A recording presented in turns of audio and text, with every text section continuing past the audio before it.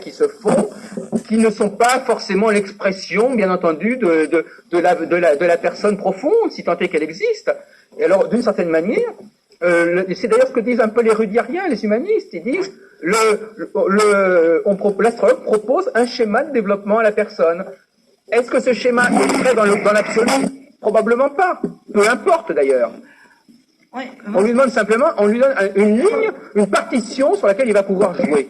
Je pense quand même qu'il faudrait poser une question, parce que ce discours de dire qu'on propose un schéma, c'est vrai, on propose un schéma qui correspond à un certain niveau de réalité. Mais ce schéma correspond justement forcément à un certain niveau de réalité, puisqu'à partir de ce schéma, on peut situer la date d'un certain nombre d'épisodes. Alors c'est vrai que les gens ne sont pas des ordinateurs et qu'ils n'ont pas une mémoire d'ordinateur. Mais quand un astrologue dit, bon, à telle date, en telle année, vous avez eu une rencontre sentimentale et en telle autre année, vous en avez eu une deuxième, il le fait bien à partir de l'examen du thème et pas à partir d'un schéma psychologique proposé a priori.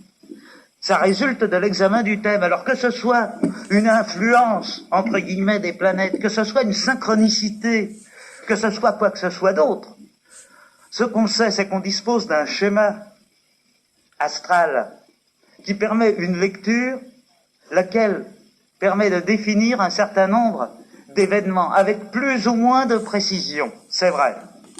Mais à partir du moment où il y a possibilité de définir un certain nombre d'événements, on peut dire que le schéma psychologique qui va être proposé, il va dépendre finalement de la doctrine de lecture de l'astrologue, et c'est tout.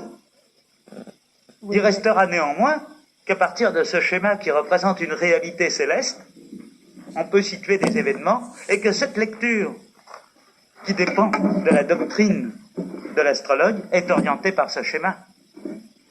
Oui, bien sûr. Mais alors là, vous introduisez, si vous voulez, un élément supplémentaire, bon, qui nous empêche, si vous voulez, un petit peu de réfléchir, c'est effectivement le problème de la... Si vous dites qu'effectivement, on peut objectiver l'astrologie, bon, c'est vrai qu'à ce moment-là, la discussion prend une autre tournure. C'est-à-dire que si vous dites, mais de toute façon, c'est vrai, ça se vérifie, c'est comme ça, etc.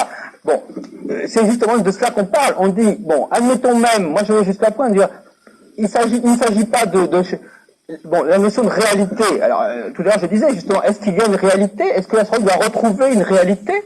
Ou est-ce qu'il doit proposer à l'individu une sorte de partition cosmique? C'est-à-dire de se brancher sur un certain niveau cosmique, non pas parce qu'il est comme ça, mais parce qu'effectivement c'est un choix culturel, un choix d'identification qui en vaut d'autres.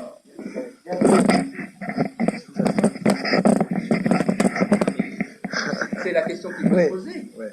C'est un problème intéressant. Voilà.